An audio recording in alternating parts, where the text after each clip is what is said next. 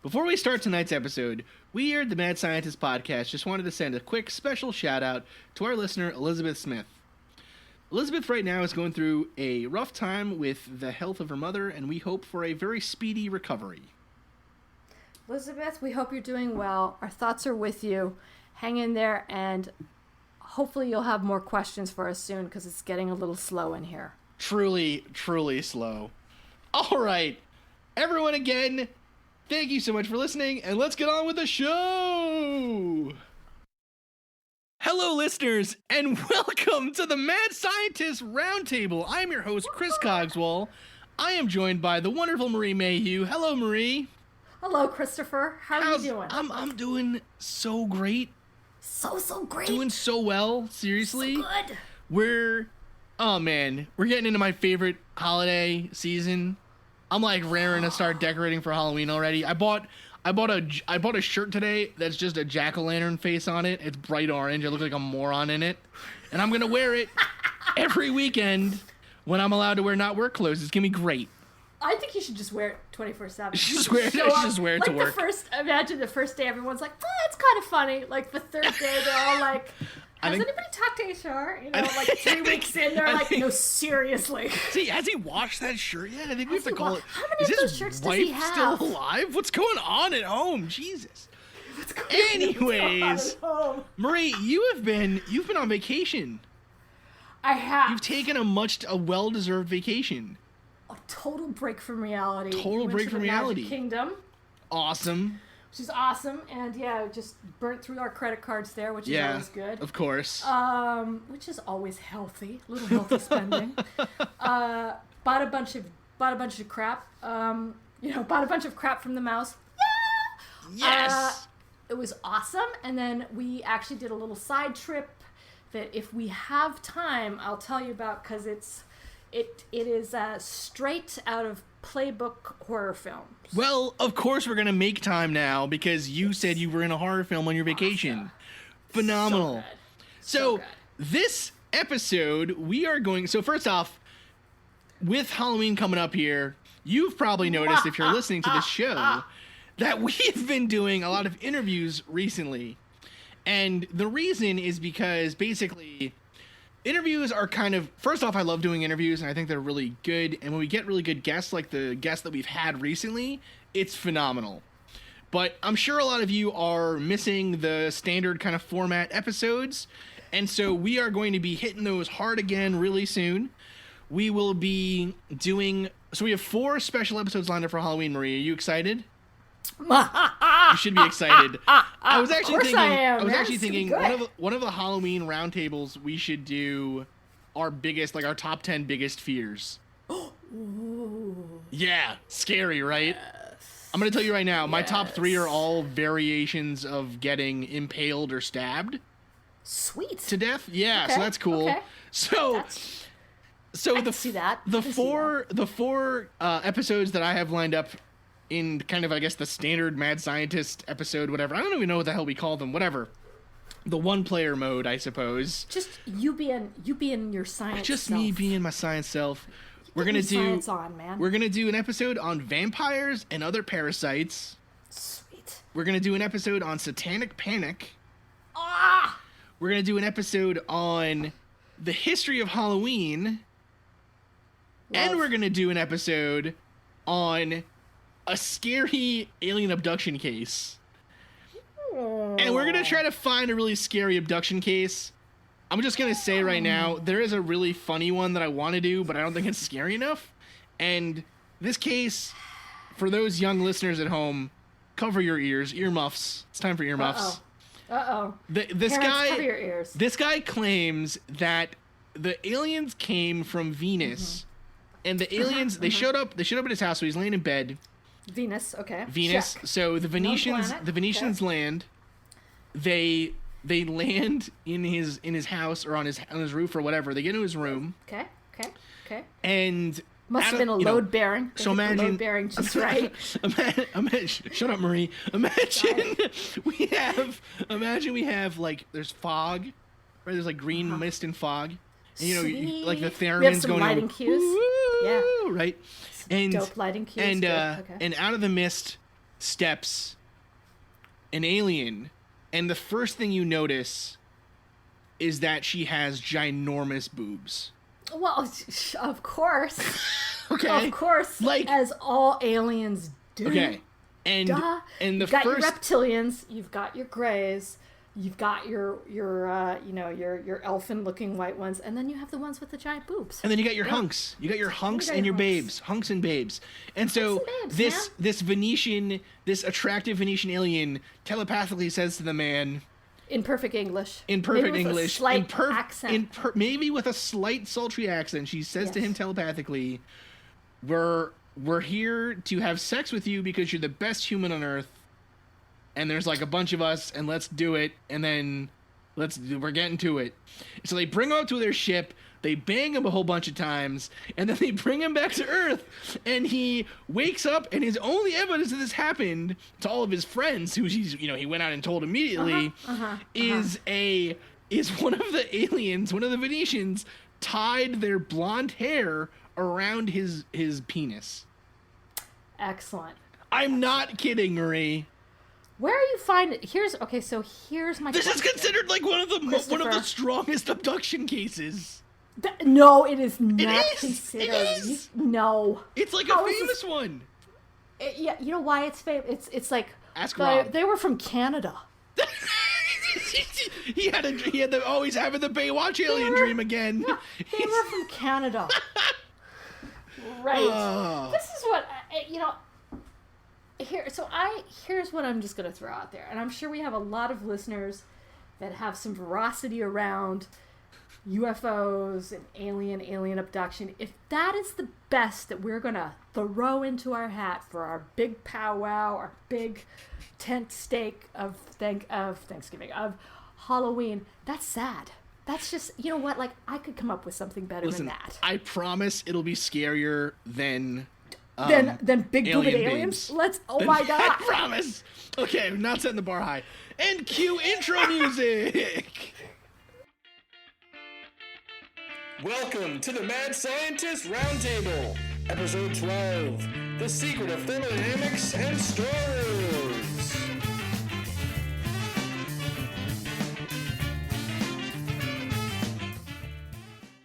This episode, we're doing 3 really cool topics that I'm really excited about, actually. So, the first topic is one that a listener has been asking us to do for a really long time, and she's a really great listener. So, this topic is one that I think you're really going to enjoy, all of you. So, hopefully, you will. We're then going to be doing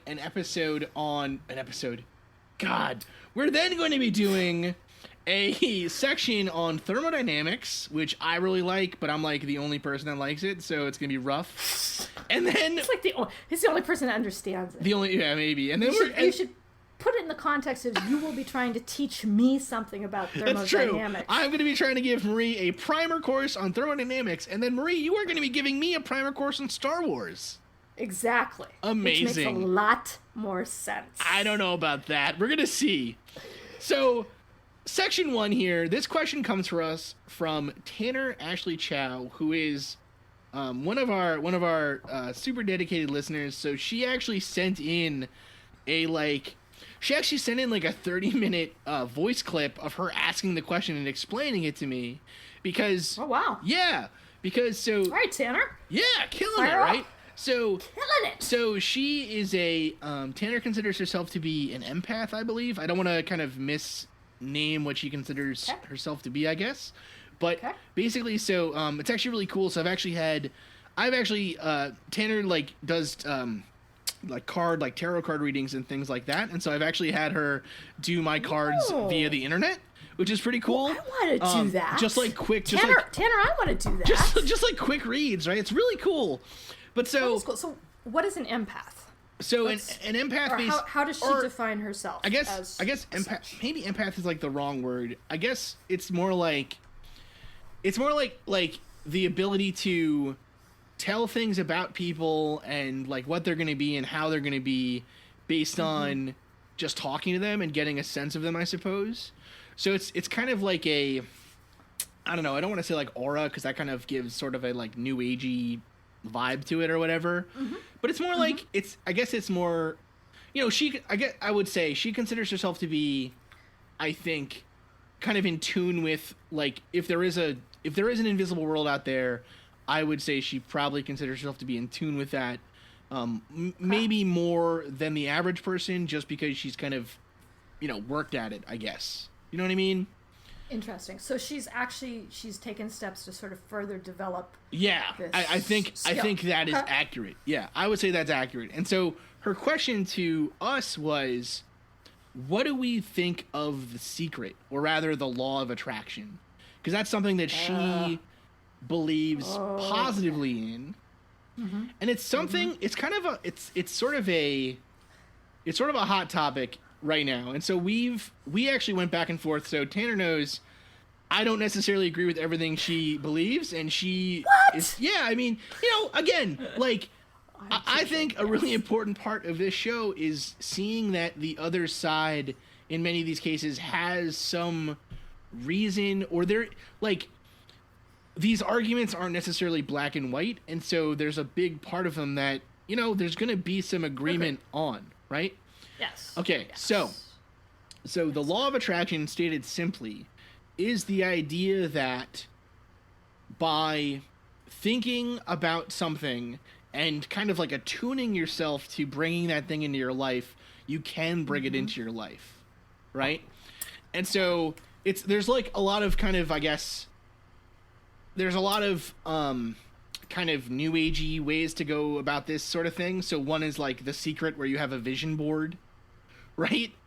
So The Secret is, to give it some context for people who may not know what The Secret was or is, or it's a book, right? Yeah. It was a book written in fairly recently, within the last 10 So, years. yeah, I want so- to say like 2006? The film came out in 2006. That film was like all over Netflix for a while. And the book, I guess actually the book came out in 2006 as well. But the film was the first thing that came out, and the film is by Rhonda Byrne, who also wrote the book. Interesting. Okay. Yeah. Okay. Now here's the thing with this. It's actually a much older belief than it just being in a movie would have you believe, right? So The Secret is like a version of this idea of the law of attraction.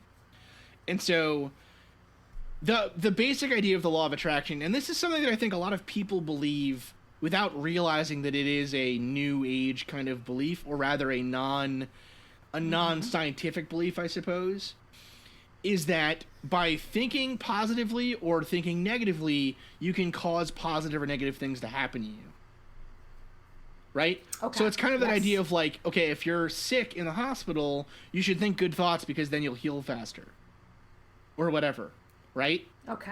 Yes. Now, Yes. that's kind of the idea. Where The Secret kind of gets into some dangerous territory, I would say, is when you start thinking that, like, you can will your way out of mental illness, or will your way out of poverty, or, you know what I mean? Like, the thing is that it's not about just improving your mental state and therefore having, like, a better view on things, right? Which there's a lot of It's evidence that can reciprocal. work. Right. It's this idea of, like, if you keep thinking every day that you're going to be a millionaire, eventually you'll be a millionaire. Right. Right. Okay. I remember this slightly from Oprah. Yes. Now, here's the thing. The Secret, the version of The Secret that So you know that shit's legit. so- If Oprah, Liz Lemon. Okay, sorry. it's okay. So now, the thing is, The Secret, that book and the film, is based on the works of Esther Hicks and her husband, Jerry Hicks.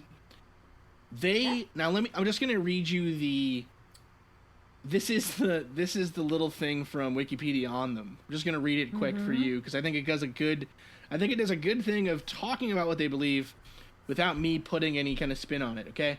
So, quote, according to Esther and Jerry Hicks, Abraham is who they claim is giving them their teachings, consists of a group of entities which are interpreted by Esther Hicks. Abraham have described themselves as a group consciousness from the non-physical dimension. They have also said, we are that which you are. You are the leading edge of that which we are. We are that which is the heart of all religions. Abraham has said through Esther that whenever one feels moments of great love, exhilaration, or pure joy, that is the energy source that is who Abraham is. So, probably don't believe Abraham exists. Well, but it has deeper roots, right? Yes. It's from like the 1770s with Mesmer. Kind of came up with this idea of like Franz Mesmer, who was for lack of better terms, the father of mesmerization. Yes. Is that even the right term? Yeah. Yeah, so it's like this sort of, this thought, this like, I would say it's especially prevalent back then, is you have the agency and the will to affect change with your mind, surely within your mind, into the physical world. Right. And that, I think, is like, it goes on, it kind of even surpasses the idea of prayer, which you are communicating with, a higher power for, just sort of spiritual balance, or even beyond like karma, which is like, if I do something good will come in return, versus if I do something bad will go in return. But that's the same kind of, but it's the same kind of thinking, right? It is. It's sort of the same. It has this sort of binary aspect. Yeah. But it's sort of this much more, this much thinner slice. Like karma, you can kind of see played out in many different, cultures and religion. Prayer, you can see sort of played out the same way. But the idea of sort of what they, the idea of Mesmer and sort of what the secret is pinning their beliefs on, is sort of a much, it didn't have as much, it doesn't have as much spread, right? It didn't have as much as other concepts. See, so I would actually argue that the idea that, so I actually had this conversation with Tanner when we talked about this originally, when I finally got around to listening. She seriously, I mean, she's been such a patient person through all of this. Like, she sent it to me like at the beginning of the summer, and I was like, yeah, no, I'll listen. I promise I'll listen. And then like things kept happening and kept, whatever. And then so I finally ended up listening, and I was like, oh, we've definitely got to talk about this on the show. So what I would say is that the idea at the heart of this kind of thinking is probably helpful for a lot of people, in the same way that religion is helpful to a lot of people, right? Now, whether or not you want to argue that religion is a good or bad thing, that's, out of the bounds of this show, I would say, right? Yes. But I will say that so this idea that by just thinking good thoughts or being a good person, good things will happen to you, works out really well if you're a bad guy who's raking in all the money, and all the stupid poor people are thinking they're gonna topple you by being good to you, right? Like, it works really well if you're like covered in gold chains and stuff, and you're like, no, like, you guys will inherit the earth, I promise. You know what I mean? I'm covered in gold chains. I know, me too. No, it's full Rick Ross over here right now. But like, you know what I mean? It's like it sets. I think the linking of it to material wealth is a very potentially destructive way of thinking, and so I would, that kind of it starts to put the burden of things that are out of someone's control on them, because it's like, well, if you were just thinking more positively, you would never have been abused, or you know what I mean? Like, you never would have been mugged if you were just thinking positive thoughts. And so Tanner explained to me that for her, it's a more, and this is not just about what Tanner believes, but I think it's a more subtle thing, like what you were saying, where it's sort of more like we're commercializing this idea right now by saying, oh, if you have a, I think, again, It's Always Sunny always does everything we talk about on this damn show before we do, probably because I've watched it a billion times. Charlie Day. Yeah. Sorry. But Oh, they have the episode on The Secret where Mac makes his vision board and he's like, I'm gonna be banging Danica Patrick on a dune buggy in the desert, right? And like on his vision board is like a thing of Danica Patrick, a dune buggy in a desert, you know? And it doesn't. I think we didn't just commercialize. no. We didn't. Secret's commercialized. Yeah, no. You don't get on Oprah without getting some commercialization. No. Like we're not. Yeah, that's. Money. I guess that's not. I guess what I'm saying is, I think that it probably is helpful to some people. Like there is evidence that patients with positive outlooks on their recovery will do better in some cases, but you can't out positive a terminal cancer diagnosis. You know what I mean? No. Like it'll make your last days brighter and it'll increase your quality of life, and it's better to have a positive outlook on these things if you can. I mean, it takes a very strong person to have that view, but it's I think it's a hard. Yeah. I think whenever we get to these instances where magical thoughts or kind of like non-causal chain kind of things are being used to say take away or give power to someone based on like what they're doing when it may not be their fault, it's questionable. You know? I think the things that it sort of cues up in me is like, I don't necessarily know if you can think that the universe, like, I don't know if the universe thinks that it owes you something, right? Like so if I put this out there, I think that the idea of it's going to be attracted is almost giving a personality or a nature to the universe. It gives that agency. May or may not. It gives it agency, which is sort of like, it's unfathomable, right? You should be putting it out there because you should just want to be that and not to think that it will attract other things. I think I think that's where I kind of get a little bit hung up. And then too, it's like, well, if you look at like, again, if you do not think good, or if you're naturally like skeptical or pessimist, or you get into these real binary definitions of what is positivity and what is not positive, or what is being cynical versus positive. And that's where it's like, to me, that those things are problematic. Absolutely. Like, is being pragmatic being positive, right?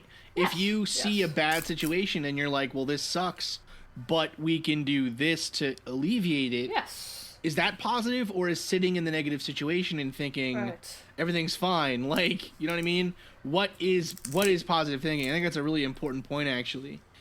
I would say, so one thing I would say though is, so I at least in my own life, I know that I tend to always believe that things work out. Things tend to average out to be kind of even. You know what I mean? I also think maybe this is because of having had such bad experiences kind of early on, that like when things, like now as an adult, when something goes wrong, I'm like, well, it could be worse. You know what I mean? Like things even out. And so I often wonder if just my ability to like cope with bad situations happening is not making bad situations less bad, right? Like again, that pragmatic idea. So in that sense, I think thinking positively and having a positive outlook, or at least having the I don't know what the space away from a problem to look at it in its in its totality and say, this looks really bad right now, but it will get better, right? Right. I think that is very powerful, and I think being able to look at that is a very important tool for people when they want to cope with like stressful or bad situations. Yeah. But then again, if you physically can't do that because of your biochemistry or something, you know what I mean? That's something you can't control. I would even, like, from where your headspace is at to one more, like, I think you need to have negative or quote unquote bad experiences where you're going to, like, if you draw breath for any time on this earth, you will have something bad happen to you. It's just, that's just how things are. And I think it's like learning from that and seeing what that is and how that affects you gives you the, like you were saying, gives you the ability to have more perspective, but then also to recognize that there's not a permanence to it, right? That these things too shall pass. It's the wheel of fortune. Like, you will be up and you will be down, but it's always in motion, and you kind of have to be able to manage between the two things. Right. And it's like, to me, it's like, I feel like how, we're all getting pretty deep here, people. But it's like all of a sudden it's like a episode of NPR or something. But like what I believe is I tend to, especially like later on and where I'm at in my life now, I believe that I'm the one that's making the decision about Mm-hmm. bad happens or if something good happens. You do have to have a certain amount of like perspective about it, because you are the person that's there's nothing else out there necessarily that is going to give you any kind of external help or external governments or cause you harm or cause you joy. Those things are found within you. Right. I think it's kind of, I think a good summation of it is like, you can't choose. The only thing you can control is how you feel about how something happens. Well, like the only thing, sometimes you can't even control that. Sometimes you can't control that, of course. Yeah, I mean, listen, listen. You know how many Xbox controllers have almost broken this week? Like, don't even get me started. But, yeah. But, I think that just recognizing, like, oh my God, shit's all fucked up and it's outside of my circumstance, right? I think that's, or it's really great, and I didn't do anything to bring this into my life. I think that there's a certain amount of like being able to just sort of recognize that sure. To me is more is of the value, and not so much kind of what I put out in any kind of expectation. Sure. So what do you think? I mean, we're kind of getting over time in this section here, but I think it's a good one. I mean, whatever. Yes, what do you think? It's our show. It's our show, Marie. We do what we do. Our show. What do you think? What do you think about this idea, though, that I actually kind of, honestly, one of my favorite parts of the whole thinking, I guess, at least, or one of the things I like about it, is the idea that like there's this idea that called the grand unified paranormal theory. And so Scott and Forrest always talk like toy about this on Astonishing Legends. Right? Sorry, I'm just teasing. It's okay. And I honestly really think that it's all connected. It's all connected, right? And I actually think that in many ways this idea of the law of attraction, it kind of brings that in as well, where it says, like, all religions teach this same kind of principle where if you're a good person and you think good thoughts, then good things will happen to you or tend to happen to you, right? I kind of actually, that's actually one of the parts of it that I think is probably pretty accurate, is the reading it's doing of world religions over time, where there's always been this idea, but at the same time, that's only been true. That hasn't really been true of modern religion necessarily. Right? Sorry. Like think about Calvinist doctrine, right? Oh yeah. Or even like the Puritans, where they believed that there was only a certain number of people going to heaven, and if you weren't one of those people, there was nothing you could do to stop it. But like all you could do was try to be good enough that God wouldn't punish you that hard in hell, right? Like that. Like I mean, seriously. Stiff upper lip. Yes. Yeah, like the best you could do is try to not be a bad person and hope that God would show mercy, right? And hope that, that eternal flaying in the pit of hell isn't all that bad. Maybe instead of the eternal flaying, you'd get stuck on the machine where you're force-fed donuts or something, right? Like, maybe that's okay. Exactly. So I actually do think that part of it's pretty accurate, and it's also part of the thing with this idea, too, is it's actually part of a very long history as well of alchemical thought and mystical thought generally, where it's part of this idea of things have intrinsic properties, and by altering the intrinsic properties, you can get physical things to happen, right? It's kind of this we today have we like to think that we've disassociated the mind from the body in such a way that we don't think, like, if you think a bad thought, it will cause a bad thing to happen to you. But we kind of do say that if you have a bad thought, you're a bad person, right? Oh, like, yeah. Right? I mean, we totally have that still in our society. So I think to say that to scoff at this idea of the law of attraction is kind of a misreading of our society, right? Because it's prevalent in all religions, and it's pretty prevalent in our society today. I think that it's the story of that exact thing has been told time and time again. It is the foundation of pretty much any story, like the good versus what is not good. And I think culturally you can have different interpretations of that. Politically, you can skew that to mean whatever you think it should mean, but there's always sort of that dichotomy and sort of where the individual is making their choice between the two. Yeah. And I think that's like that to me. It's like, if it is how I look at it, to your point, it's like it's prevalent, and it's prevalent pretty much in any kind of permutation you put out there. It's in every story. It's the basis of a lot of the majority of religions. So yeah, I think that there's definitely something to it. I think the thing too is, it's like, I look at it, I'm like, it doesn't hurt. That does not hurt. If that is where your headspace is at, and you're like, you know what, this is how I approach things, fire up. Right. Good up on you, man. I have no fault with that. Like, that's just, that's not necessarily how I see it, but you know what? Even better for you. Absolutely. Well, Tanner, thank you so much for the awesome question.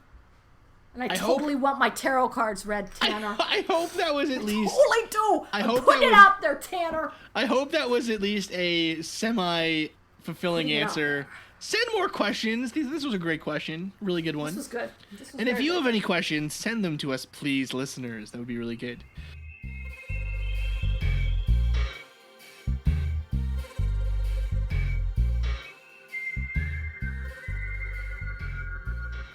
All right, guys. Section 2. Time to teach Marie thermodynamics. Yay!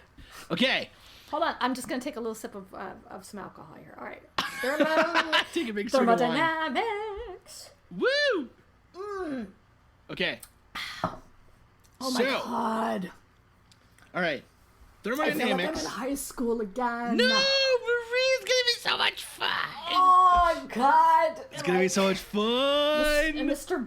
Bender caught me trying to skip homeroom and dragged me back in, and he's like, "You're learning about thermodynamics, Missy," and I'm like, "No." Okay, it'll be fun. Listen to The Cure. Okay, wait. Go ahead. Sorry. I promise it'll be fun. Maybe. The Cure is good, Marie. The Cure is really good. That's why I wanted to listen to them instead of learning about so whatever I can't even remember back that far. Okay, keep going. Yeah, for me, it was Streetlight Manifesto. That was what we listened to back in my day. What? That was the hip band that all the kids knew. None of the kids knew. Anyways, so okay, thermodynamics. Thermodynamics is it's the study of the movement of energy and heat. That's what thermo heat dynamics, like movement, right? The interchange. Got it? Taking notes. Hold on. Cool. Okay. Okay, no. You're actually taking notes. Wow. Yeah, I'm actually.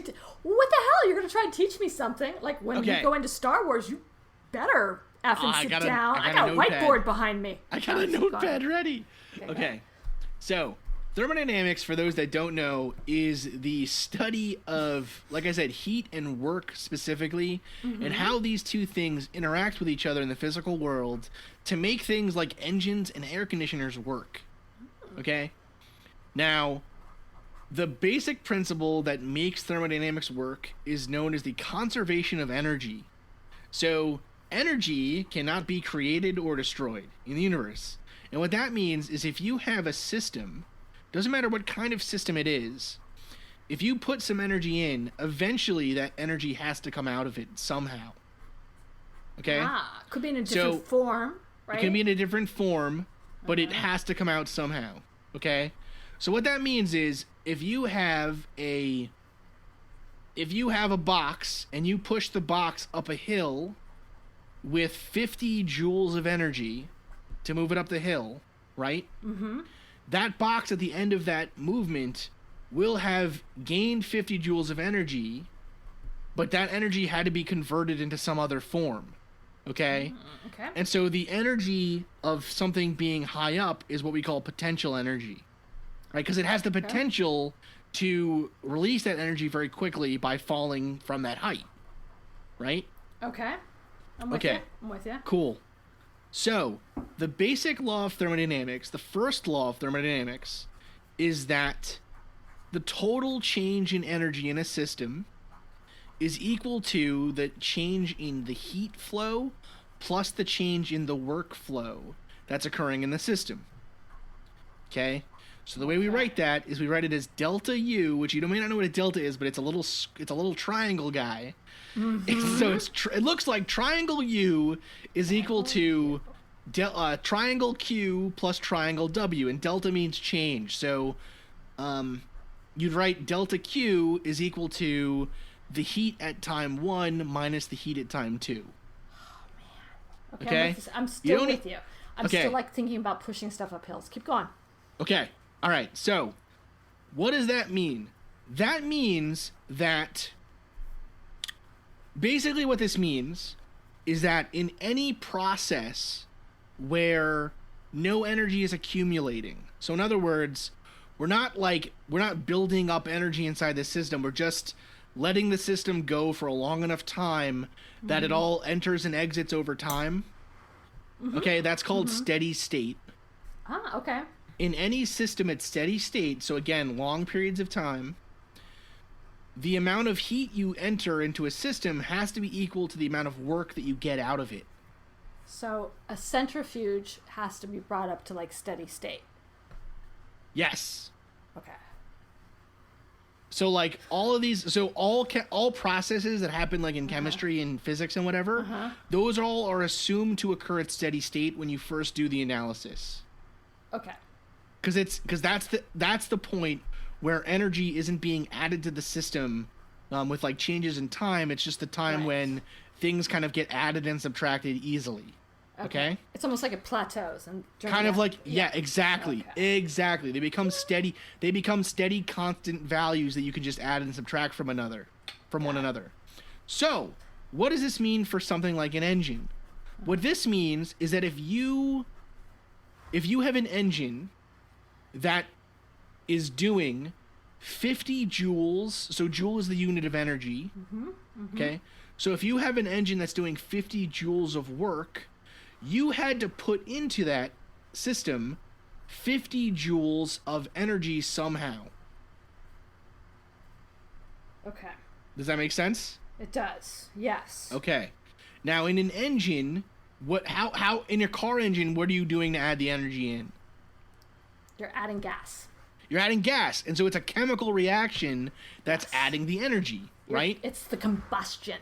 It's the heat. It's the heat of the reaction. Holy smokes. Marie, Okay. we're teaching. We're learning thermo. What? We're fucking learning thermo. I'm excited. Okay. So, now that's really interesting. So the best way to describe this for like whatever, just thinking about it in your head, is thinking about an engine, right? Yes. Okay. So when that reaction happens in the like when the engines are just pistons and cylinders, right? So a cylinder is like just a metal cylinder that has an open spot inside of it. And so it's like a cup basically, and a piston is like it's a vacuum tight arm that goes into and out of the cylinder to change the volume of the open space in the cylinder. Okay. So the way an engine works is that piston is moved down. Okay. By moving down, it actually compresses the gasoline that's inside the cylinder. The compression causes the gasoline to ignite with a spark. That's why you need a spark plug. Yes.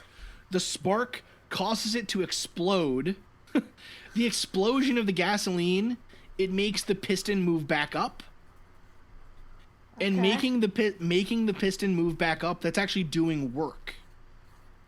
Right? Because your work is just basically what you can think of work is work is the energy it takes to move some object, some mass, a certain distance. Yes. So every time with you're moving you. that I'm with you. every time you're moving that piston, you're making work. You're converting that heat energy into work. Okay? Yes. And then what an engine does is it actually takes that work with the piston moving and it converts it to electricity by using a magnet. That's too out of the realm of what we're talking about right now. Ooh, we're doing good But until we that's- brought the magnet in. But that's cool. Keep going. Keep going. That's seriously how every single engine works. So think about a windmill, right? Okay. What a windmill is doing. Okay, let's imagine maybe a water wheel is a better example to think about, right? Okay. Okay, a water wheel can be attached to imagine you had a water wheel that was attached to a giant wheel that was grinding flour, right? That's what they used to use them for. Okay? It takes a certain amount of energy to move that giant wheel around the circle thing where they grind the flour, right? Yes. So what they're doing in that case is they're actually converting the speed, the momentum energy of the fluid, the water.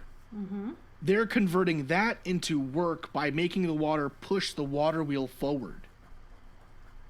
I'm with you. And So you have to have more of the speed of water to get up to create work. That's the So momentum. Marie, What? you just brought up a very important point. What? Okay. I didn't mean to. That's But you exciting. did. What? What a great time. So Oh my god! I wish I would have so paid we- attention more back in high school. Now. you just said that it takes a certain amount of energy to basically to get that wheel going, Yes. right? Okay. Yes. It doesn't just suddenly go. You have to bring it up to speed. It doesn't suddenly go. You have to bring it up to speed. In a perfect system, you wouldn't need to get it up to speed. All of that energy could be converted into work. Okay? So it goes from not working to working. Yeah, just straight away. Okay. Okay? But that is what is known as a reversible system. Oh Jesus! I gotta turn the page. I need a new page. Okay, reversible system. Okay, I'm still with you. The reason it's called reversible is because you can go from basically if you had a perfectly reversible system. Let's take that example of the water wheel again. If you had a perfectly reversible system, then by pushing that wheel around the circle thing the other way, you could make the water wheel push all the water back up. Oh, is there any real example of a reversible system? No, there is not. So it's not a it's It's a hypothetical. It's an abstraction. Okay. Now, abstraction. that difference between the amount of work you can get out of a real system and the work you can get out of a reversible ideal system, that is what we call entropy. Oh, okay. Okay? Yep. Now that's the view of entropy from a mechanical point of view. There's also a chemical view of entropy that's a little bit more interesting, but somehow they come together. Eventually they come together, and it's a really interesting thing. There's a really interesting reason that they come together, but it's really, really complicated. So there's an excellent chance that we're not using this right, in business speak. Right? So the next time I use entropy in my PowerPoint, I'm probably doing it wrong. Huh? Maybe. I'm So here's the thing. bastardizing the hell out of it. Here's the thing. Entropy, you can think of entropy as things that waste work. That's me Okay. at work. Okay. So we're all entropy, Marie. We're all entropy. YouTube, entropy. So imagine that piston and cylinder again, right? Okay. If that piston and cylinder is perfect, then there's no friction between the wall of the piston and the wall of the cylinder. Right. Right? It just moves up and down perfectly smoothly. But in a real system, it's going to lose some of that energy as heat, right?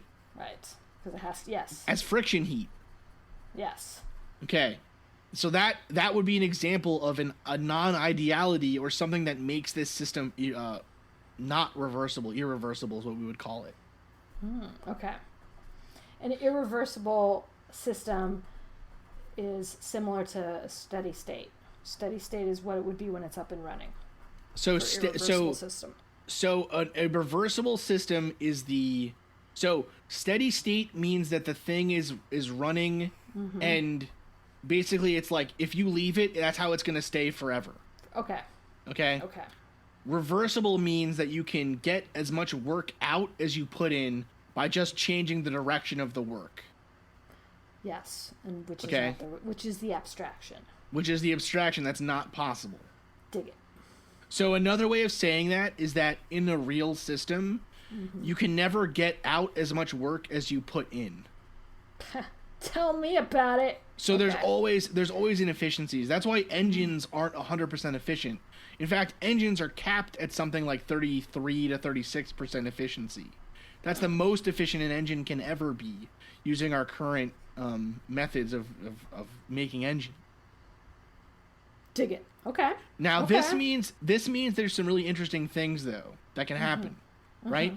So for instance, we talked about how a engine it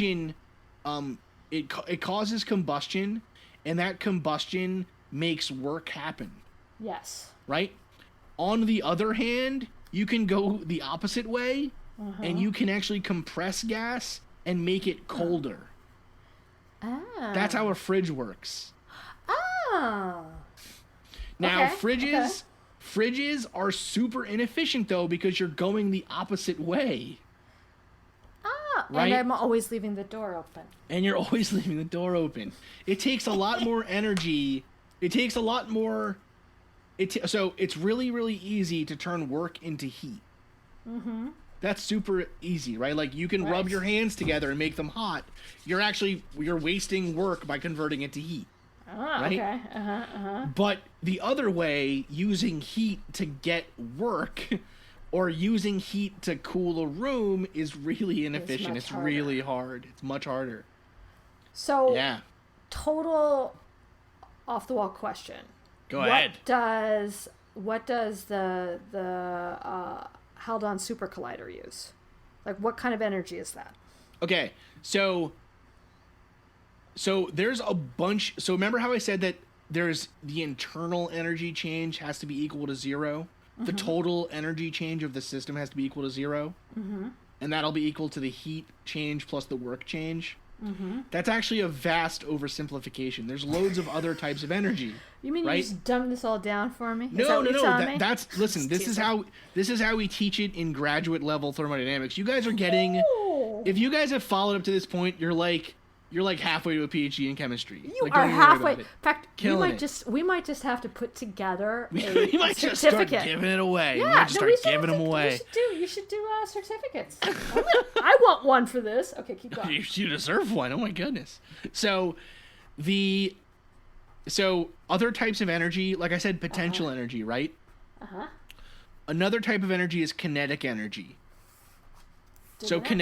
Kinetic energy is the energy that you get by going fast. It's speed energy.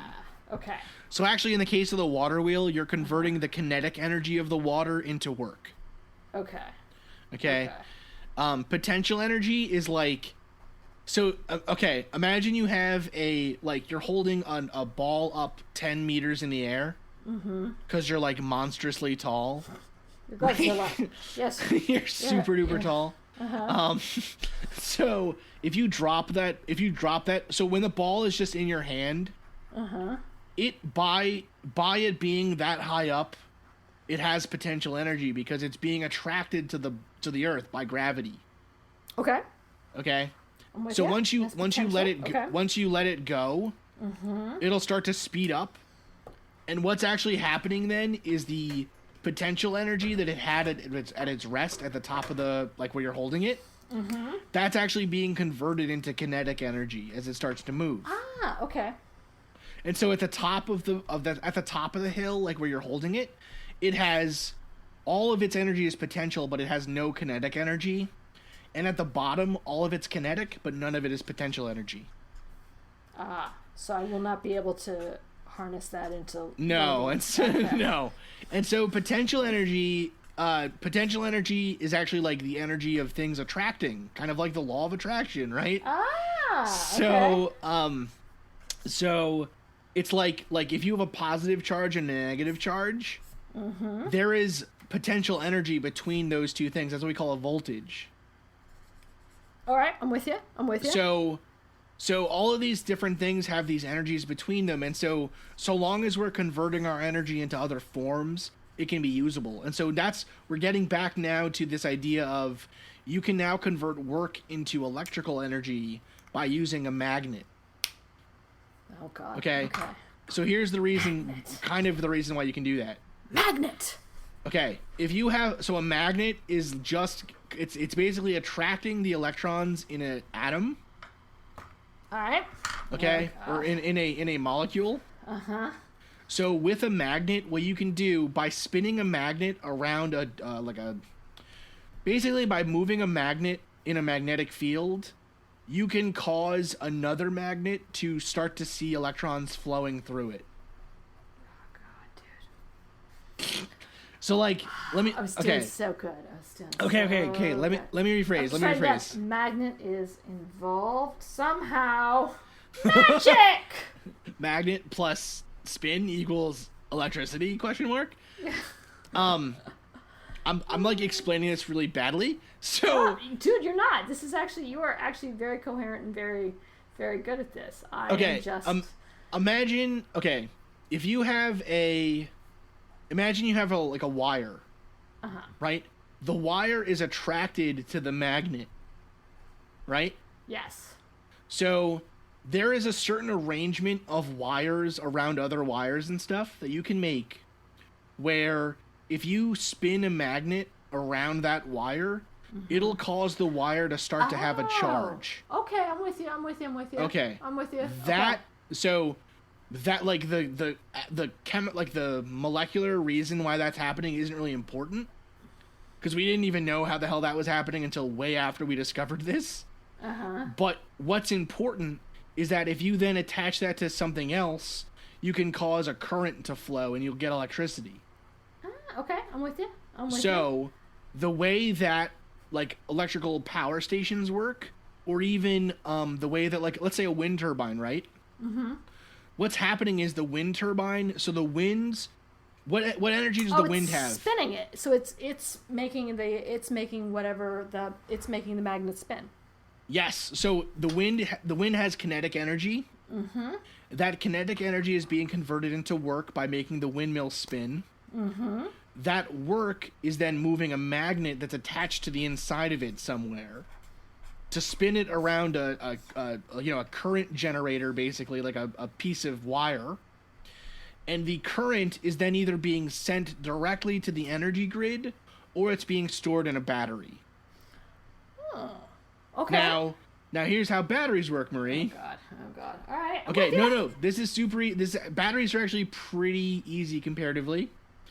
The way a battery works is it converts electrical energy into chemical energy. So basically in a battery, we have these special kinds of reactions that will either, by letting them happen in the forward direction, so you make, so reactions can either go forward or backwards. You can kind of think of it as like water, like water plus salt equals salt water. Or you can go the other way where salt water can decompose into salt and water, right? Okay, yes. If the reaction's going forward, what'll happen is it'll actually release electrons, so it'll actually create a charge, an electrical charge. Okay. That's when a battery is discharging. That's when you're using it. But if you go the other way, you can actually cause it to take in electrons that it'll store. Okay. And the way it does that is it reverses the reaction to go back to that initial state where it can now react further forward to release electrons. Does that make sense? Yes, somewhat. Yes. Okay. So basically, like, you can think of it as if you have a reaction that goes A plus B will convert into C plus electrons. Mm-hmm. Right? Mm-hmm. You can now go the other way, which is if you add electrons to C, you can make A plus B. Plus B. Oh, perfect. Okay. I'm with so you. this is literally how the entire modern world is built. So I could take apart a car now. You could in theory I can take apart the Prius. You could in theory Paul's Prius, right? You could in theory figure out how to, like, if you were on a desert island right now with that much knowledge you have, you could in theory build an engine. Like, not a good one, but an engine. In theory, sort of being the biggest disclaimer there. Yes. No, I think that actually made some relatively good sense. So, okay. So, wait. Let's test you now. This is a test, God. Marie. All right. Oh, Jesus. All right. Okay, we're going to test you quick. Okay. Okay, Marie. Yes. Okay. Yes, Dr. Cogswell. All right. I have... So, one thing we didn't talk about... Oh, well, you can't quiz me on something we didn't talk about. No, that's the way it happens in college, Marie. You know this. All okay. Right. Okay, keep going. We can use the same principles that happen everywhere else that we've talked about so far to create really big chemical plants. And specifically, really big plants where we're creating energy, right? Yes. So, in a coal plant, we burn coal, and we then do something to water to make energy. What do you think we do to spinning magnets? Wait, what? Okay, we have to spin something. Gotta spin some magnets. How are we going to spin something with water? Like a water wheel. A water wheel is one way, but how would... my God. We're burning coal, right? Yes. So how would burning coal make the water faster? Oh, it'd be steam. You'd turn it into steam. Marie! You're a genius. You turn it into steam. I turn it into steam. Exactly. You turn it... I swear we did not practice this beforehand. God, no. Marie, I'm super impressed right now. Amazing. The steam. So science, bitches. So in all power plants, we're basically doing something to convert water into steam, and then we're making the steam, like, the hotter you make steam, the more pressurized it becomes. Yeah.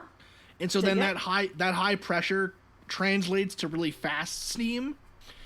And so you can make it super energy. Basically, steam is a really good place to store energy in the form of, like, heat. You heat up steam, it becomes really, really fast, really high pressure. And so then when you release it, it goes really quickly, and it can be used to either turn a wheel or, turbines or whatever. Okay. So in a nuclear power plant, yes. we basically do, like, nuclear power plant sounds really complicated. It's literally the same thing as a coal power plant, except you, instead of burning coal to make heat, you're letting a nuclear reaction produce heat. Sweet. That's the only difference. That's the only difference. Seriously, that is literally the only difference. All the other parts are the same damn thing. Okay. All right. Awesome. Well, I think is that it? Really that was the test? That's it. You passed with flying colors. Sweet. Kill it. All right. Now I'm nervous for my test. I feel so much smarter.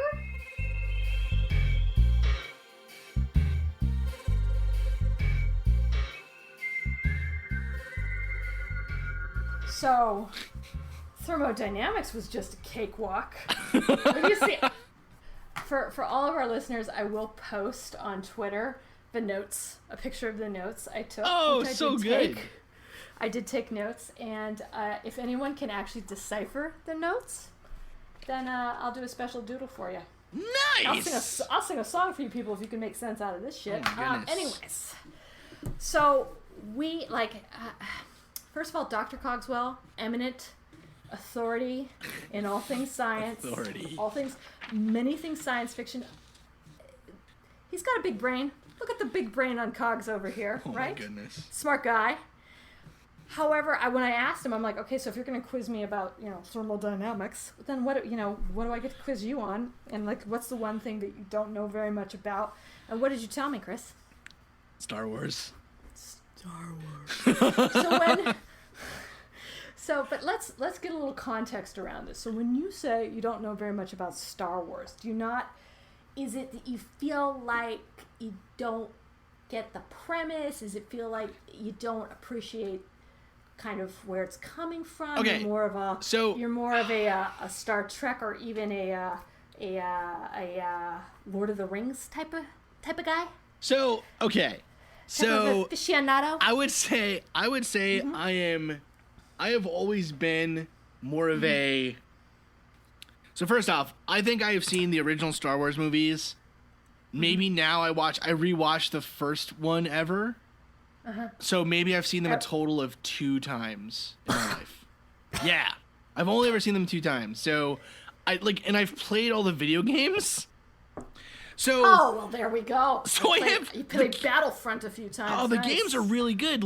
So the thing is, I have a pretty good idea about the game, the story, I guess, but I don't know, I guess I've always been more of a, I think, a lot of people say they're, Lord of the Rings nerds or, Star Wars nerds or whatever.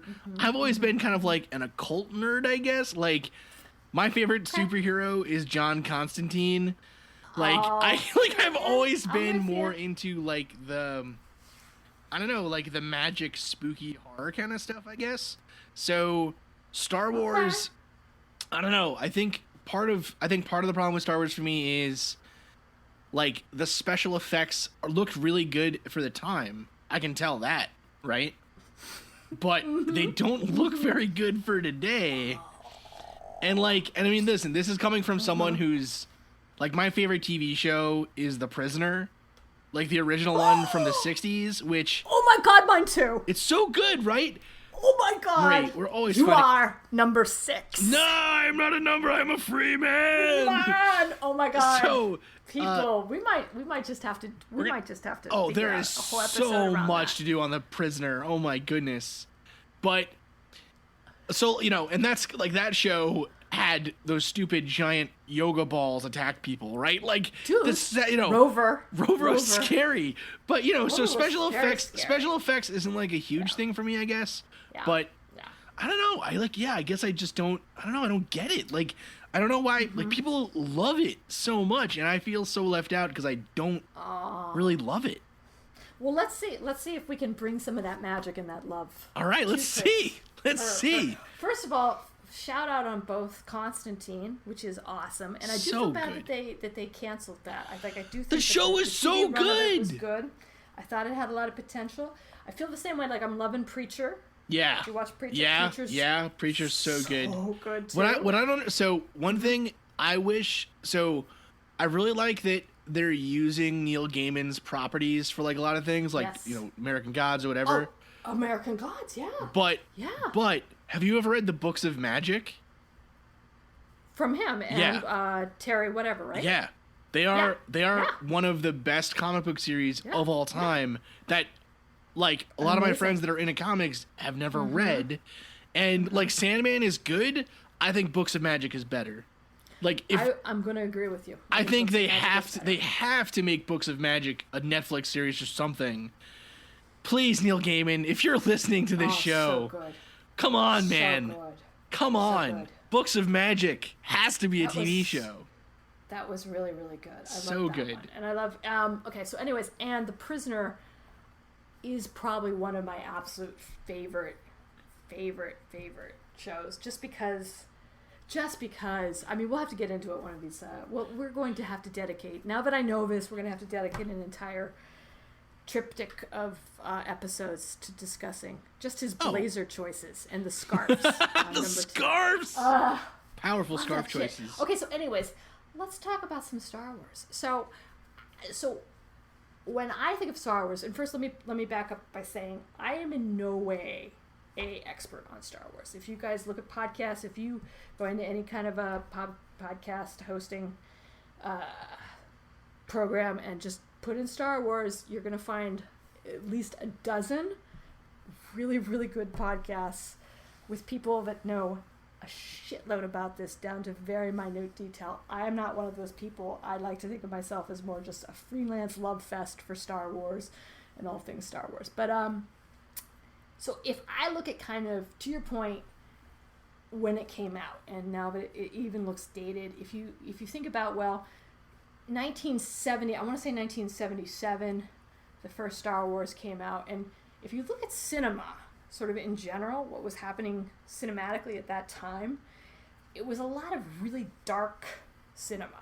Like if a Taxi Driver, I think, is a pretty good example of like this really gritty, realistic, almost kind of nihilistic 70s feeling cinema.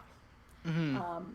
And I would say like shortly after that, the first, and there wasn't really the big summer movie yet either, right? So it's sort of more cinema, it's more film, it's much more plot, art heavy, and a lot of depressing stuff that came out in the 70s as well.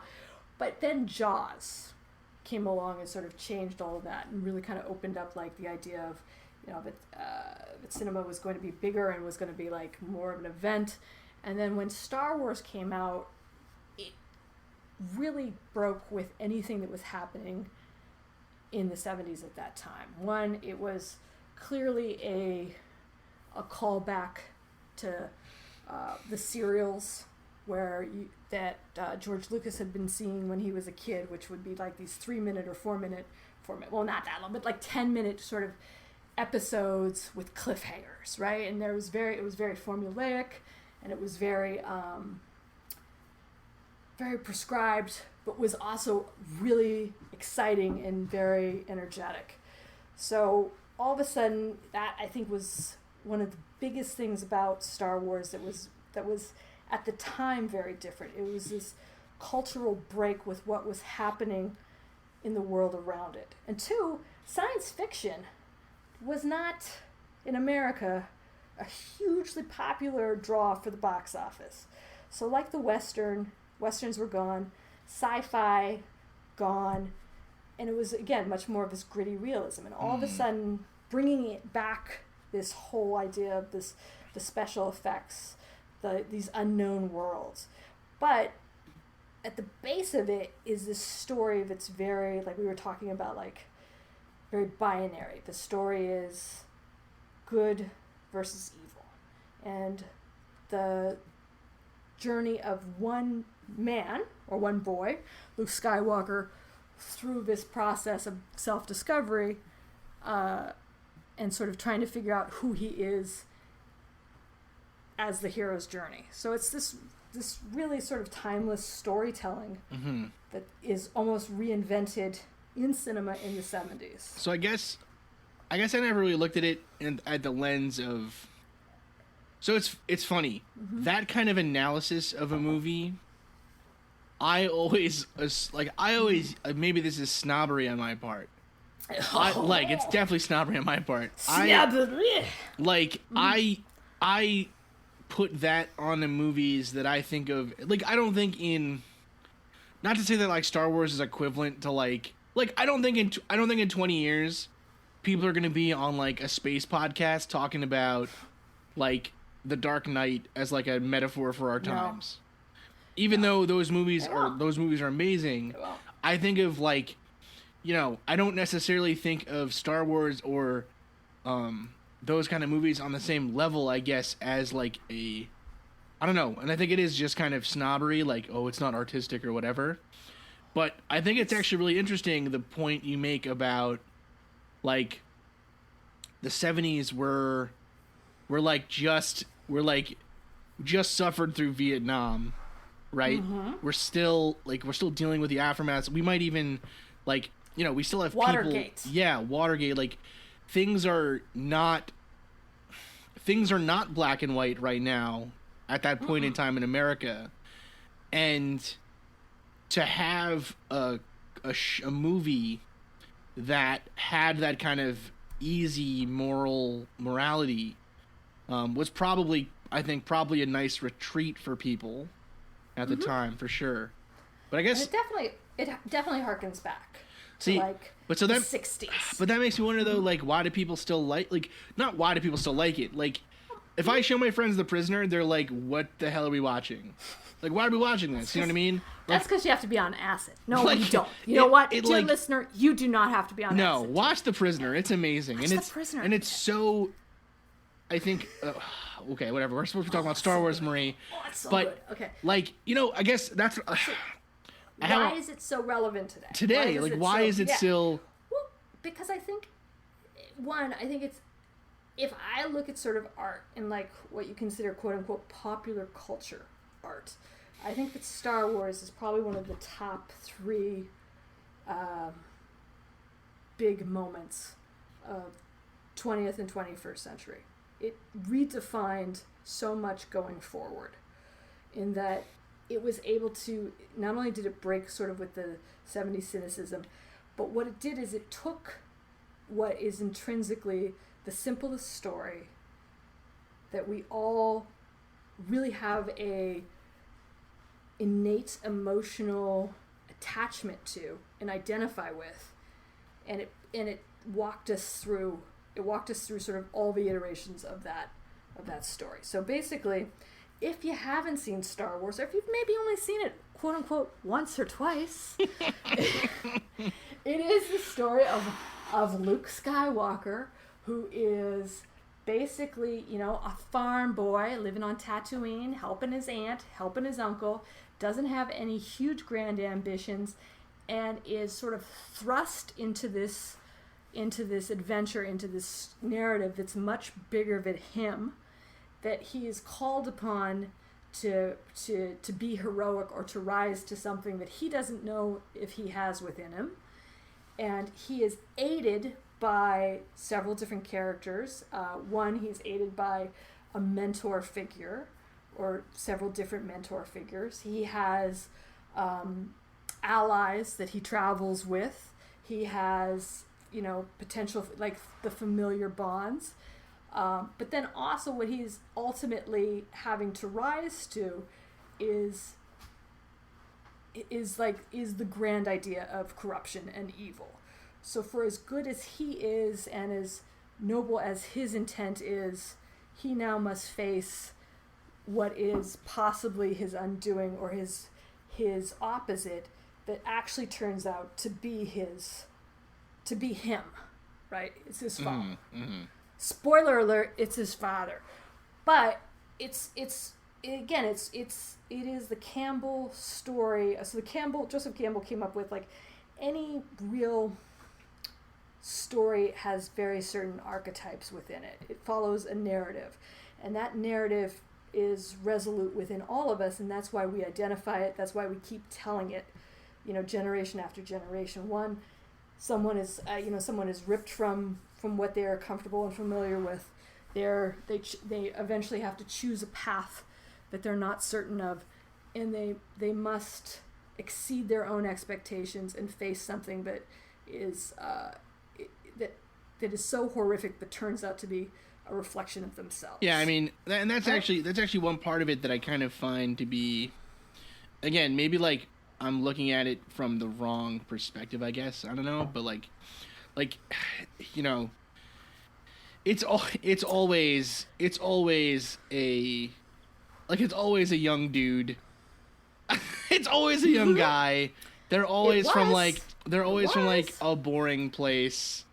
They always meet a grizzled old man, right? Who's like, I knew your parents, and they were mysterious but strong, and you can be like them, and whatever. And first he's like, no, I can't do this. I am comfortable where I am. Yeah, and then that is torn asunder, right? Yeah, and then and he realizes he can't. Yes. And there's always like, yeah. I mean, I don't know. I guess like, because it's not the first one, maybe that's a big part of it, I think, is that because it's like the first one of those stories I fell in love with was Harry Potter. You know what I mean? And which is very similar. They're all very similar. Like, yes.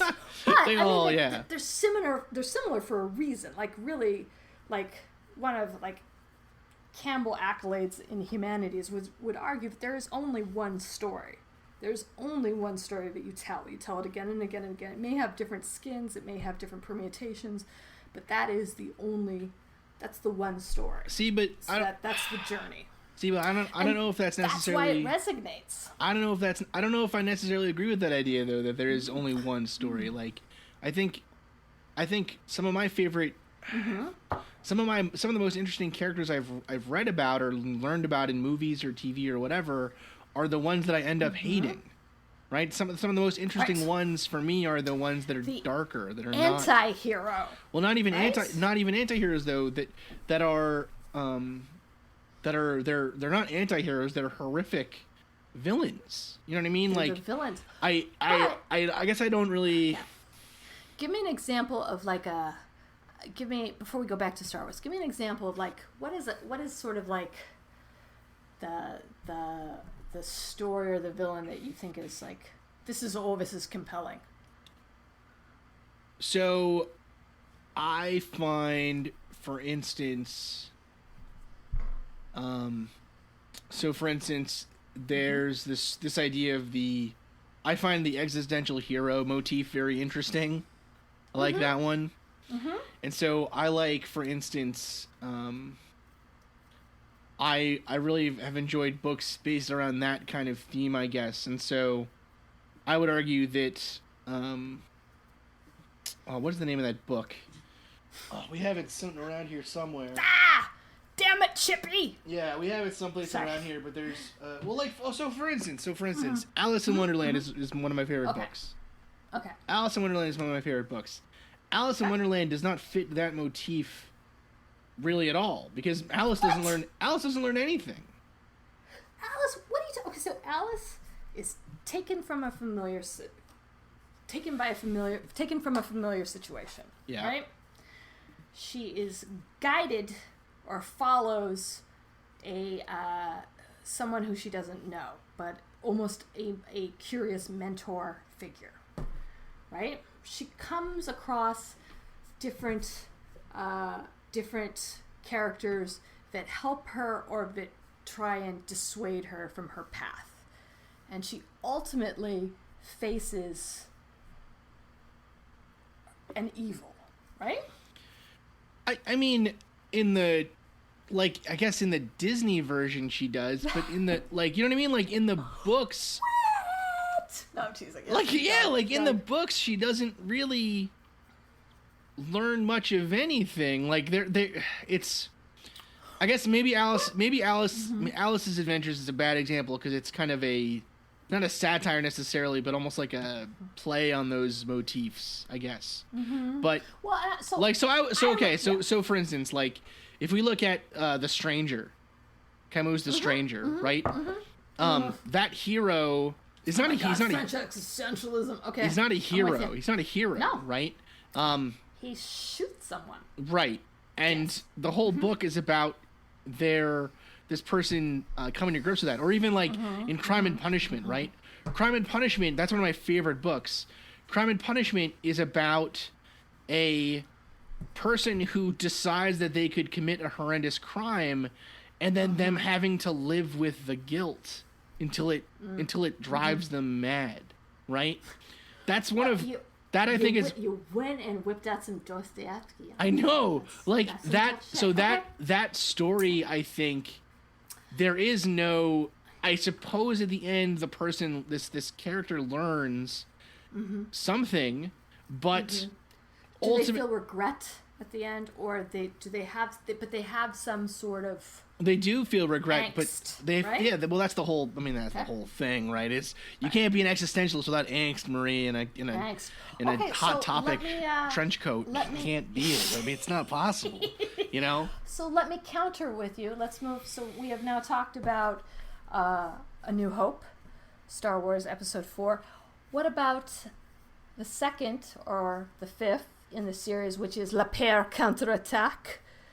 If you're speaking French, or, which I did see, I saw it when we were in Paris once, Empire Strikes Back. The Empire Strikes Back. Now, what? The Empire Strikes Back. Okay, wait. If you want to talk about existential problems. We got really complicated. We got really complicated really quickly. Explain the plot to me, Marie, because I don't know the plot very well. Oh my God! Of Le Père Counterattaque. I think. Okay, this is what I know. So, this is what I know. Okay. So, Luke's on a water farm. He meets He meets Obi-Wan. Right, let me just slow it down. Let's just slow the roll down. So basically, again, like I'm gonna have to glaze over a few things like you did with thermodynamics. It's fine. So we can It's get to the fine. point. It's fine. Luke Skywalker finds droids. One of the droids has a message R2D2 asking for help. Basically asking for help. Beep, boop, R2D2. boop, beep. Yep. So he says, okay, that sounds like old Ben Kenobi. He goes up. He meets who's going to be his future mentor, and says, we need to basically, who puts him on the road to the journey and says, I want you to go. We should help. We have to go and we have to help the princess. We have to return this droid to her with this message. Okay. With these plans, yep. which are basically blueprint plans for a weakness within this ginormous, Death Star, I believe we could even call it. Wait. Mm-hmm. That's okay. I have a question. Go right ahead. No, now I need to know the story though. Okay, so basically, and Luke says, "No, I don't want to. I can't. I've got my aunt. I've got my uncle." But by then, he races back from Obi-Wan's hut and finds that the Empire has already been there. They've destroyed the place. They've killed his family. So now he has no ties to keep him there, and he is compelled to go on this journey to, one, free the princess. Okay, so because she's being held hostage. Okay. By the evil Empire. Get her back this droid, R2D2, that has in R2 the plans for the Death Star. Okay, so. But they're stuck on a planet. They're bound on this planet. Him, this old man, these two droids. One's just, basically worthless. The other one, I don't know how it gets over curbs because, we watch like R2D2 and I'm like, how does that thing even navigate? But it's a really good question. They've got to get off this planet, right? So they have to go into this seedy underbelly to find a pilot, to find someone who will aid them in their adventure to get them where they're going. Okay, wait. Okay. I think we're getting. So okay. I think I know the first. For anyone else out there dying. who hasn't seen Star Wars. So let me. Okay. Okay. The Empire draws first blood. They drew first blood. Okay, I'm just kidding, Rambo. So, a movie I have seen many times. So, Jesus. Okay, so. So no, the Empire slowly gained through political. Okay. Right. And nefarious means.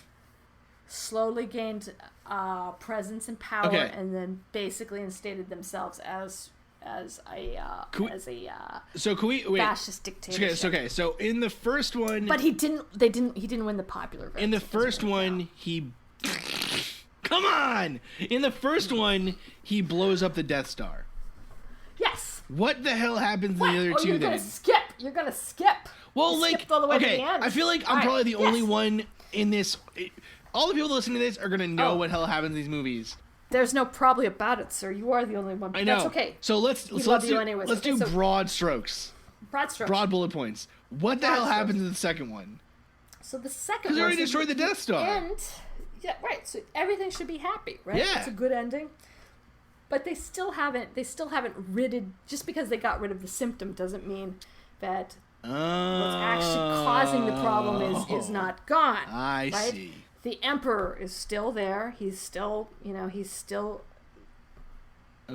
rules with an iron fist. Okay. His troops are still spread across the galaxy. So the Rebel Alliance is now under more attack because they just blew up the goddamn Death Star. And let me tell you, you want to talk about an existential crisis? I would say, anyone who is who is I want to say around 10 years old to 15 years old when they were watching, and I was I was around 8 or 10 when oh wow when I saw The Empire Strikes Back. That's some existential shit, man, because nothing goes well. shit does not go well, right? Right. It does not end on an up note. You've seen the first one, and you're like, you know what? Shit's gonna be fine. They're gonna come out of it. He's gonna make the great shot, or it's gonna blow up the Death Star. And no. Luke finds out, basically, his friends are lured into a false sense of security and then taken prisoner. His best friend, quote unquote best friend, the Han Solo, is frozen in carbonite. That's when that happens. And sent back to Jabba the Hutt, who he owes money to. And then Luke finally realizes, or is forced to realize, that this evil that has been staring him in the face, that he has sort of distanced himself from and has not felt attached to, is his own father. But this person who he always assumed killed his father is actually a part of him. And okay, so that's when he finds it out in Empire Strikes Back. Yes. When does he meet Yoda? Search yourself, you know this to be true. He meets Yoda before then. So he is like, I have to go. I've got to continue my training. I'm going to go and I am going to meet Yoda. Yoda turns out to be, again, sort of this quizzical, speaks backwards, doesn't make a lot of sense, doesn't give him any real answers, makes him feel more uncertain than he should feel. Very Alice in Wonderland. He's like any good PhD advisor. It's perfect. Exactly. Okay. Trying to explain thermodynamics. Right, it's not going well. Smacking them in the head, whatever. Exactly. However, it ends basically with a lot of uncertainty and a lot of angst because, shit's downhill. They are not winning. Okay. They're not where they thought they should be. And so then... So I would counter by saying that is a very... And like when you're a kid, you're like, what? No! Yeah, sure. No. He loves her! I see that. Loves him! I see that. He lost a hand! So then... Screwed! So in the third one now, they kill the Emperor. My God, man, I'm going to just have to fly on a plane out there, sit down, and just walk you through this entire thing with commentary, comic books, and everything else. Oh, okay, no. So the third one, the quote-unquote final, is basically the Death Star is reoperable. Ah. It is reoperable. Come on. Dude, contractors. It's like a... Tell you what, it's like contractors. Huh? It's like a won't go away. Well, it's just like they said in Clerks, contractors. That seriously is like Clerks. For a long time, Clerks was my one, because I'm a huge Kevin Smith fan. We're all huge Kevin Smith fans here. Oh my God. But when Clerks was my only knowledge of Star Wars for a while. Star Wars. Yep. That and actually it's funny, the first time I learned about thermodynamics, Marie, was in a game where you were a droid and you had to build the droid so it could use simple machines and stuff. Oh my God. And so one of the things actually was getting an R2 unit kind of thing to go up it was he can't climb stairs, so you have to build a slope that can move him. Climb stairs. That fucking R2 unit, thank God he sounds cute, because that little fucker can't do anything. Can't do anything. Anyways, can't do anything. All right. So the third one, again, is not to my particular liking the strongest of all of them. You got the Ewoks, which is whatever. Again, they have to blow up the Death Star. They've got to rescue Han Solo at the beginning of it, and get him away from Jabba the Hutt, and then they have to actually go back in and re-destroy the Empire, and then Luke has to confront his father and persuade his father that he has not been corrupted, that there's still good in him, and that he should turn from his decisions and use his own free will. And turn against the Empire. Wait, he hangs out with Vader? At the end, he fights Vader. He doesn't go to fight Vader. He actually surrenders to Vader, and he says, because Vader's determined to bring him to the dark side, or he has to kill him.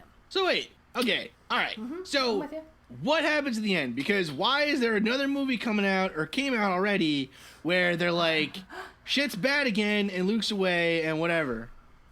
What happened? So wait, shit's bad again. What happened? So at the beginning, Why didn't they learn, Marie? why didn't they learn? Because just like any good existential crisis, there is no learning. You're assuming that there is a resolution. You're assuming... We haven't even talked about the Force. We've gotten this far into this whole thing, and we have not even talked about the Force. That's fucking sad. We're honestly... I am sorry. We're gonna have I'm to... sorry, young Padawan. We're gonna have to do another one of these. Sorry, man. So basically, I mean... Yeah, we should do a whole one just about the Force, but we're just talking about just overall sweeping broad strokes. To your point, like, no lesson is 100% learned, right? There is no total resolution. Evil is never totally vanquished, and good is never totally good, which is actually one of the things that I appreciate about Star Wars, is that it's, you know, it sets up sort of this binary, you know, Jedi versus Sith, but it plays a lot within that as well. But it's more nuanced than that. Yeah, I think so, and especially now going on with so a lot of people have a lot of issues with series 1 through 3, which is how Anakin actually became Vader. those are literally I can't even get into. Those are literally the only ones I remember. Well, Maybe that's the problem. So here's the beautiful thing about Star Wars that I will say, is that each generation has some sort of touchstone within Star Wars, and I think that is a huge cultural thing as well. So, like, for me, it's the original 3. It's or what we consider episode 4 through 8. For another generation, it's going to be 1 through 3. For people that are even younger than that, it's Clone Wars and the animated series. Sure. And then even after that, it is the new series and Rogue One and sort of these standalone. So it's actually it's funny. Sorry, I didn't mean to cut you off there. No. I think it's actually funny. I would say for me, at least, it was the video games. Like I'm not even super into it. I'm not even super into it, but like the little bit of it that I am into it, and even like playing Battlefront, like hearing the noises and stuff, it made me happy. Like I was like, oh man, like I remember. Like, when I was a kid, we always fought with the lightsabers, right? Oh, like, that was all we did when we played was, like, beat the crap out of each other with those lightsaber things. I was doing that earlier today. Actually, man. Nice. But, like, you know, so I almost wonder, like, do you think that there... So, you have a daughter now. Yes. Do you think that there is an age where if you didn't expose her to Star Wars by a certain age, do you think... Because I almost feel like, because I wasn't exposed to it, like, my mom was never into it. You know what I mean? Growing up, whatever. My mom was into, like, The Prisoner and whatever and all this other stuff. And so it's like, I almost wonder sometimes, if my mom had been into it and I had been exposed to it, you know, in the same way that some of my friends had been as kids, would I now be super into it because that's what I would have been exposed to, right? Like, my mom, I was exposed to... like stories about witches and like, you know, spooky crap. Spooky, yeah. You know, I'm with you. Like, I wonder if it's not like, maybe I think that's a little oversimplified as well. No. But I do wonder. It's a really good question, because I feel like, so me trying to get Julia to watch the original 4, like, she's just like she says, she's like, this is hokey, it's loud. Yeah. It has a string on it, right? She's very critical of it. And, you know, with good cause. I think you look at sort of the acting from the original 3, and it's like, you know, it is not the most nuanced, beautifully crafted story. But, for dialogue. But, the thing that she really loves is the subsequent cartoons. So, whatever came out on Disney XD, which is... sure. Clone Wars, and Rebels, right? She loves them. She loves them. We were watching, and from that, she wanted to go see, I can't remember if it was Rogue One. It must have been Rogue One. In Rogue One, she identified the ship that's in Rebels, which is the Ghost. She's like, there's the Ghost. She found there's Chopper. She's found things that she likes and she identifies with. Sure. And I think definitely within Force Awakens, like with Rey and BB-8, she was just totally taken with the fact that it was a girl. Sure. as well, Absolutely. which is awesome. Yeah. And with Rogue One and whatever, I can't even remember the character's name, but again, like more female characters, more diverse characters coming into place. It's just sort of opening more options of what Star Wars looks like to a wider audience, which I think is pretty cool. You know, I think that is one of the huge cultural touchstones to me, is like, it isn't, to your point, it's not like The Matrix. Like The Matrix is excellent in certain ways and then it stops. But Star Wars has this sort of growth factor and this way to affect and touch, in my opinion, like different generations, which to me is pretty impressive. Sure. Cool. So we should try and, like, I'm gonna have to fly out. We're gonna have to walk through it. We're gonna have to watch these. I'm telling you, we're gonna have to watch these. We didn't even talk about the Force. Like, we'll get to it. We'll have to blindfold you, and I'm just gonna throw baseballs at you, and you're gonna have to hit it with the stick, just like some Jedi training. Phenomenal. All right. Well, with that threat on my life, Woo! let's end the episode. Thank you so much for listening to this Mad Scientist Roundtable. I'm your host, Chris Cogswell. I have been joined by Marie Mayhew. And may the Force be with you. May the Force Always. be with you, and it's treason then, etc. And I'm not a number, all that good stuff. I hope you've enjoyed this episode. I'll be back in 1 week with our episode on vampires, the beginnings of our Halloween specials. And then we'll be back in 2 weeks with another roundtable. Hopefully pretty soon with another lowdown. Yeah, another lowdown. We owe the people some lowdown. We are working hard on that as well. Thank you again so much, and we'll talk to you soon. Thank you. Good night. Good night.